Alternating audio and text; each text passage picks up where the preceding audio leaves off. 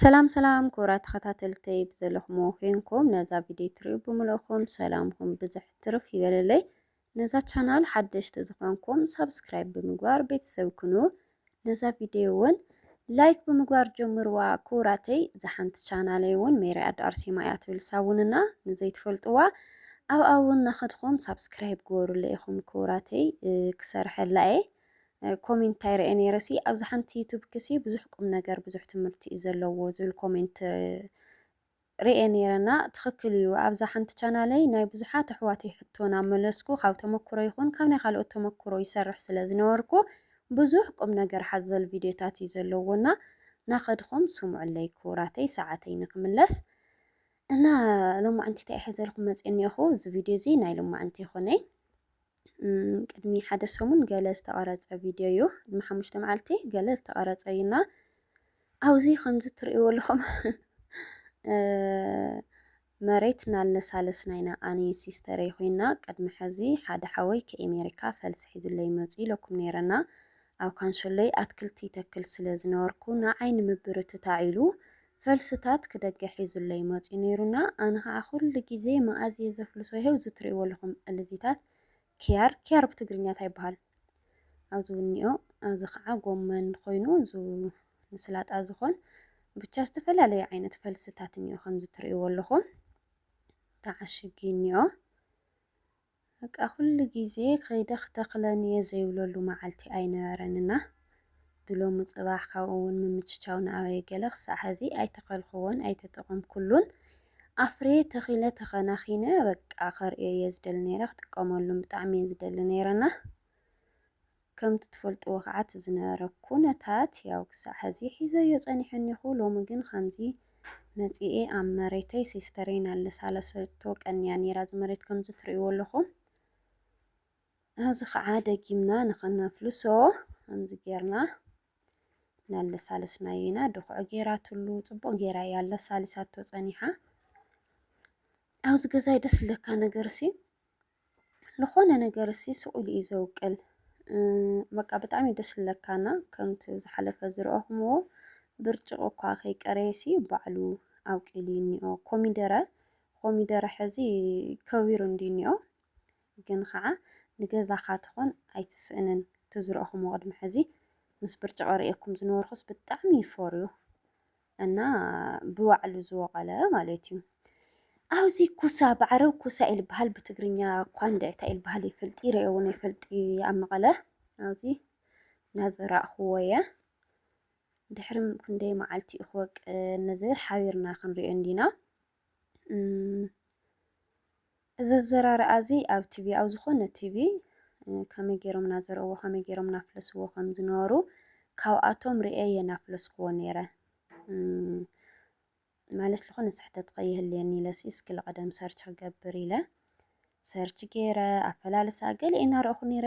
ግን ኣነ ዝረአኽዎ ፈልሲ ከፍልሱ እናሃለዉ ብላዕልስ ቆፅለ ይገበረሉ ነይሮምና ግን ሎማዓንቲ ሓንቲ መሓዛይ ርኣያቶ ድሕሪ 5 መዓልቲ ገለስ ንምንታይ ቆፅሊ ዘይገበሩ ኩሉ ገለ ኢላህንና 5 መዓልቲ ገይሩ ከዓ ገሊኡ በቂሉ ገሊኡ ኣይበቐለንና ቆፅሊ ዘይምግባረይ ዶ ይኸውን ኢለ ሓሲበ ማለት ሳዕሪ ገለ ኢኻ ትገብረሉ ተባሂሉና ግዴታ ድዩ ሳዕሪ ክግበረሉ ወይስ ኣብዚ ስታይ እኒአኒ ስሕተት ኩሉ ረአይዎ እሞ ዘለኒ ስሕተት ንገሩኒ ካብኡ ዝተረፈም ስለ ዘሎ ምናልባት ስሕተት እኳ እንድሕር ደኣ ሃልዩኒ እቲ ዝተረፈ ካብ ስሕተተይ ተማሂረ ክዘርኦ እየ ኢለ ስለ ዝሓሰብኩ ካብዚ ሎማዓንቲ ዝገብሮ ኣለኹ ነገር ስሕተት እንድሕር ደኣ ሃልዩ ንገሩኒ ማለት እዩ ክቡራተይ። ከምቲ ኩሉ ግዜ ዝብለኩም ዝኾነ ዓይነት ጎደሎ እንድሕር ደኣ ሃልይዎ ተዛረቡኒ። መሬት ምልስላስ ብጣዕሚ ተለሳሊሱ ድኩዕ እውን ጌርናሉ ነርና ሲስተር ጌራትሉ ኣለሳሊሳ ገለ እያ ፀኒሓትኒ ጎዝ እያ ዝሓፍተይ እውን ካብኡ ኣዘራርኡ ከዓ ከምዚኣ ጌርና ማለት ያው ፈልሲ ድሓር ምስ ፈለሰ ምስ ወቐለ ኣርሕሕ ቀቢልካ ኣብ ካሊእ ቦታ ስለ እትተኽሎ ኣቀራርባ ኣቢልና ከምዚ ጌርና መደብ መዲብና ኢና ተኺልናዮ እኒአና ኣፍሊስናዮ እኒአና። ያው ከምዚታት ይመስል። ኣብዚ ከዓ እንታይ እኒኦ እዚ እውን ኮሳ ኮሚደረ እዚ ንስላጣ ዝኸውን እዩና ካብ ኩሉ ግን ቀዲሙ ዝበቐለ እንታይ ድዩ መሲልኩም? እስቲ ድሓር ይኸርእየኩም እየና ቆስጣ እዩ ዝመስልና ንሱ ንእሽተይ ቅድም ኢሉ ወቂሉ እኒኦ ኸርእየኩም እየ እና ኣብዚ እናጎልጎልኩ እናፈሓርኩ ይኸው እዚ ኮሚደረ እዚአን ናይ ሰላጣ ኮሚደረ ማለት እዩ። ዝሓዊ ማዕረይ ተገዲሱ ከምዚ ገይሩ ሒዙለይ እንዲሁ መፂኡ ነይሩ። ኣነ ካብ ገዛይ ዝናፍቐኒ ነገር እንተሃለወ እንታይ መሲልኩም? ብእውነት ካብ ገዛይ ብጣዕሚ ዝናፍቆ ነገር ኣትክልተይ በቃ ኣነ ገዛይ ኮፍ ተኢለ ዝኾነ ነገር ግበሪ ዝመፀኒ ኣይድብረካን እውን ዝኾነ ትኸል ይመፀካ ብዝኾነ ነገር መድብ ይመፀካ ብቻ ገዛኻ ተኮይኑስ ብእውነት ኣይድብረካን እውን እና እስኪ ሳሎን ምስ መደቀሲኡ ምስ ተስራሕኩ ገዛይ ክምለስ እየ ሳሎን ምስ መደቀሲኡ ካብኡ ምናልባት መኪና ብመኪና እየ ክምለሳ ዝደለ ዳግሓ ምስኳ ምክንያቱ ናብ መጓዓዓዚ ችግር ስለ ዘሎ ዝደለኻዮ ነገር ኣብ ሰዓቱ ክትረክብ ኣይትኽእልን። እዚ እውን ኮሳ እዩ ዝትርእይዎ ኣለኹም ኮሳ ድዩ ዝበሃል ኩሳ እዩ ዝበሃል ብዓረብ ይመስለኒ። እዚ እውን ከምኡ ብጣዕሚ እዩ ፍሩይ ናይ ሓብሓብ ፍረ እዩ ልመስል። እዚ ብርጭቕ እሲ ባዕልኺ ዲኺ ተኺልኽዮ ዋላ ኸመይ እዩ ገለ ትብሉኒ ነይርኩም።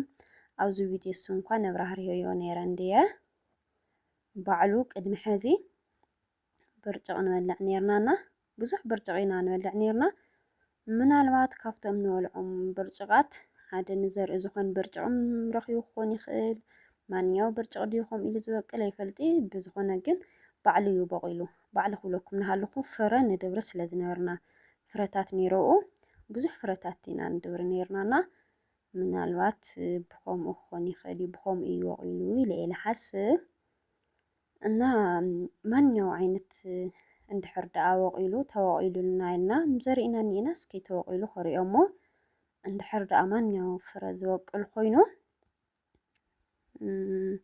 ክዛረበኩም እየ ካብዛ ዝበላዕናያ ብርጭቕ እሲ እውይ ክጥዕም ኸይብለኩም ለኹ እዚ ብርጭቕ ና ገዛና ሓደ ሕዚ ብርጭቕ ብዙሕ ግዜ እንድየ ልገዝእ ግን ማይ ኣብኡ ንሃለይስ ማይ ትፈልጡ ዶ ብጣዕሚ ማይና ብጣዕሚ ለፅለአካ ሓደ እዚ ናይ ገዛና ግን ተወሲሉ ተዓብዩ ጥዑም ከም ዝኸውን ተስፋ እኒአዎ ምክንያቱ እታ ንእሽተይ ዝበላዕናያ ዝረአኹም ዋኳስ ብጣዕሚ ምቁር ይብለኩም ኣለኹና ምቁር እዩ ዝሮ እስኪ ንሪኦ ኢና ሓቢርና ክወቅል ድዩ ኣይወቅል ንሓደ ኣሕዋተይ ኣነም ከምዚ ናትኺ መሬት እዩ ዘለኒ ከምኡ ክተክል እየ ዝሓስብ ከምኡ ከፍሪ እየ ዝሓስብ ምኞተይ ገለ ትብላ ነርክን ኣምላኽ ንዓድኽን ብሰላም የምፅእኽን እሞ ከምኡ ንምግባር የብቃዕክን። ያው ኣብዚ እውን ናፈሓርና ኢና ግን ሓደ ሕቶ እስኪ ክሓተኩም ስለ ፈልሲ ስለ ተኽሊ ንትፈልጡ ማለት እዩ። እዚ ኣብዚ ንፍሕረሉና ቦታ ፈልሲ ክነፍልስ እንዲና እዚ ፈልሲ ምስ ወቐለሲ መሊስና ዙ ናይ ፈልሲ ቦታ ዝነበረ ኣብ ባዕሉ እንደገና ለሳሊስና ተተኸልናዮ እንታይ ችግር እኒአዎ? ችግር የምፅእ ድዩ ወይስ ኣይምፅን? ኣብ ኮሜንት ፃሓፉለይ። ቦታ ንእሽተይ እኒኦ እንድዩ ሰፊሒቱ ቦታ እኒአዎ እዩ ሓውፃ ሒዙ ኮይኑ እምበር ከምቲ ትፈልጥዎ እዩ ትኻንሸሎ ግን ምናልባት ቦታ ከይንእሰና ኣብ ባዕሉ ተተኸልናዮስ ችግር የምፅእ ዶ ይኸውን? እና እዚ ከምዚ ንኣልና ኣነ ንእሽተይ ኩዕትኩዕት ተቢለ ትንፋስ ሕፅር እዩ ዝብለኒ ኣሎ ሲስተር እያ ጎቢዛ ከባቢ በተለይ ኣብ መዳድባ ገለ ብጣዕሚ እያ ትኽእል። ኣነ ተኽሊ ምትካልና ማይ ምስታይ ወይ ከዓ ተኽሊ ምእራይ ጥራሕ እየ ዝኽእል ከምዚ ኣብ መዳድባ ጎበዝ የኾንኩ ነይረ ግን ሲስተር ርያትን እኒኣ ክኽእል ነገር እየ ኮይኑ እኒአኹ ኩሉ ካብ ምርኣይ እዩ ዝከኣል እና ኩላ ሪኢኹም ክሳዕ መወዳእታ ሕዚ እውን ዝተጋገኽዎ ጌጋ ወይ ክገብሮ ዝግበአኒ ነገር እንድሕር ደኣ ሃልዩ ኣብ ኮሜንት ዝፅሓፉለይ ክፅበየ ይፈልጥ እየ ከዓ ብዙሓት ኣሕዋተይ ኣብ ቅድሚ ሕዚ ዝገብሮ ነበርኩ ነገር ከምዚኣስ ከምዚኣ ተትገብርያ ከምዚኣስ ከምዚኣ ተትገብርያ ኢልኩም ብዋትስኣፕ እናመፃኹም ትፅሕፉለይ ኢኹም ነርኩም ኣሕዋተይ ክቡራት ኤርትራውያን ኩኑ ተጋሩ ኣሕዋተይ ትፅሕፉለይ ነርኩም ብፍላይ ከዓ ኤርትራውያን ኣሕዋተይ ኣብ ኣትክልቲ ዘለኩም ፍቕሪ ፍልይ ዝበለዩና ብዙሕ ምኽርታት ካባኻትኩም ዝረክብ ነይረ እና ሕዚ እውን እዘን ፈልሲ እዚአን ብኸንቱ ክኸዳ ኣይደልየንን ብጣዕሚ ክጥቀመሉ እየ ዝደልና ስሕተት እንድሕር ደኣ ሃልዩኒ ተዛረቡኒ ይብለኩም ኣነ ዝኽፍለየኩም እየ እቲ ቪድዮ ግን ክሳዕ መወዳእታ ረእይዎ ክቡራተይ ብጣዕሚ እየ ዝፈትወኩም ምብርታዕኹም ኣይፈለየኒ ላይክ ሸር ሳብስክራይብ ምግባር እውን ኣይትረስዑ